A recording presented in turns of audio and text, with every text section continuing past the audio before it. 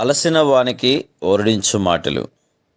సహోదరుడు భక్తి సింగ్ గారి పరిచర్య నుండి సేకరించిన అనుదిన ధ్యానములు.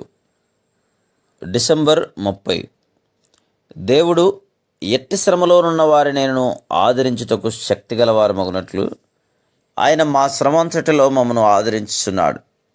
2 కొరింథీ 1:3-4 రూబేను అనగా యెహోవా చూచెను, లేక యెహోవా నా బాధను చూచెను అని అర్థం. ఆదికాండము 29:32. నీకు కలిగిన శ్రమలు, బాధ, దరిద్రత మరియు పరీక్షల నుండి ఆయన నిన్ను తప్పించునని నీ హృదయమునందు విశ్వసించుము. మనుషుల కనికరం కొరకు ఎదురుచూడకుము.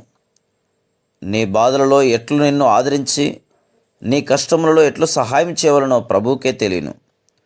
ప్రభువు నీ శ్రమలన్నిటినీ చూచినట్లుగా నీవు అనుమతించవలను. పౌలు అత్యధిక శ్రమలను పొందెను. 2 కొరింథీ 1:3-10 అతనిని ఆదరించుటకు ఎవరునూ లేరు. అతడు శక్తికి మించి అణచబడెను. వాస్తవముగా బ్రతుకుదునను నిరీక్షణ అతనికి లేదు. అప్పుడు దేవుడు వచ్చి అతన్ని కాపాడి విడిపించాడు. అందువలనే ఇతరులను నేను ఆదరించగలను అని తరుగుతానే చెప్పాను. దుఃఖపడు వారికి అందరికీ ఎట్లు సహాయం చేయవలనో తెలుసుకునవలనని దేవుడు పౌలు జీవితంలో శ్రమలను అనుమతించాను.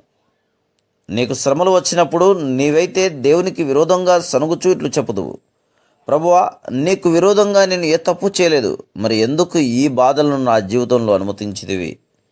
అయితే ప్రభువు ఈ శ్రమలన్నింటినీ పాపములకు శిక్షగా పంపించలేదు, కానీ నీ వలె అక్కరలోనున్న వారిని ఆదరించుటకు నీకు తర్ఫీదునిస్తున్నాడు.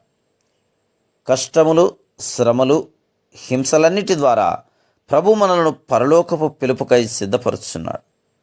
వీటన్నిటి నుండి మనము ఆత్మీయంగా బలపరచబడదామని మనకు తెలియను. ఉదాహరణకు, ఎత్తైన కొండలపై బలమైన గాలి వలన బలమైన ఎత్తైన చెట్లు పెరుగును.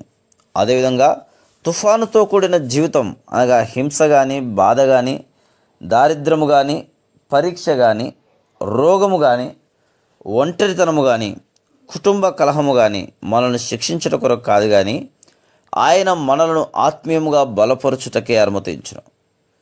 నేను రక్షించబడిన తర్వాత నాకు కలిగిన బాధలన్నిటిని బట్టి నా హృదయపూర్వకంగా నేను ఆయనకు కృతజ్ఞతలు చెల్లించితిని. 1927 సంవత్సరం నుండి 1935 వరకు ప్రభువు నా జీవితంలో అన్ని విధములైన శ్రమలను అనుమతించెను.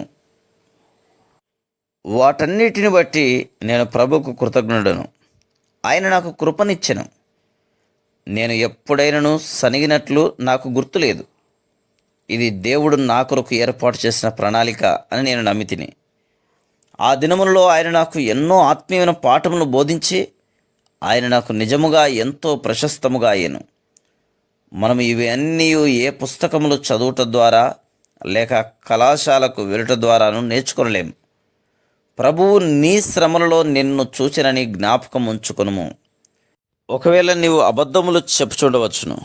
ఈ బలహీనతలను బట్టి నీ ఆత్మీయ నేత్రములు మందగిలినవి. నీ బలహీనతలను, ఓటమిని ప్రభు దగ్గర ఒప్పుకొని విషయంలో నిర్లక్ష్యంగా ఉండకము. అందుచేతనే ప్రభువు నీవు అట్లు చేయుటకు వేచి ఉన్నాడు. పిమ్మట ఆయన నిన్ను ముట్టును. ఆయన ప్రేమగల, కృపగల, దయగల దేవుడు.